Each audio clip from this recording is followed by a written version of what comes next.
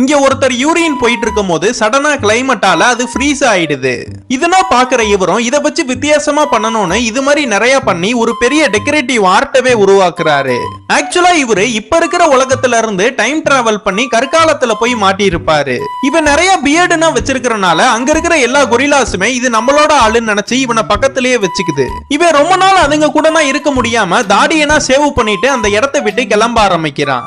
இவன் போற வழியில ஒரு பெரிய டைனோசரை மீட் பண்றான். அது இவனை அட்டாக் பண்ணலான்னு பக்கத்துல வருது. இவன் ஒரு கவுட்டா பில் எடுத்து நீ என்ன அட்டாக் பண்ணனா உன்னோட 2 முட்டையுமே நான் ஒடிச்சிடுவேன்னு பயமுறுத்துறான்.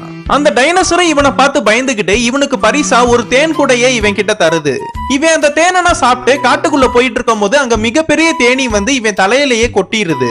இவன் மயக்கம் போட்டு கீழே விழுந்ததுமே அந்த காட்டுல இருக்கிற காட்டுவாசிகள்லாம் இவனை அடிமையா இழுத்துட்டு போறாங்க.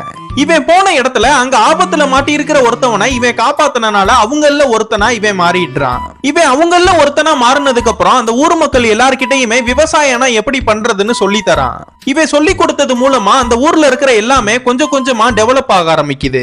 இப்படின்னா இருக்கிறப்ப பக்கத்து ஊருக்காரங்க இந்த ஊருக்காரங்களை அட்டாக் பண்ணலான்னு வராங்க. இந்த பிரச்சனையை இதோட முடிச்சுக்கலான்னு இந்த ஊருக்காரங்களுக்கும் பக்கத்து ஊருக்காரங்களுக்கும் ஒரு ஃபுட்பால் போட்டி ஒண்ணு நடத்துறாங்க. இதுல நம்ம ஹீரோவும் கலந்துகிட்டு நல்லா விளையாடி இவன் போட்ட கோல்னால இவன் இருக்கிற ஊரையே ஜெயிக்க வச்சிடறான்.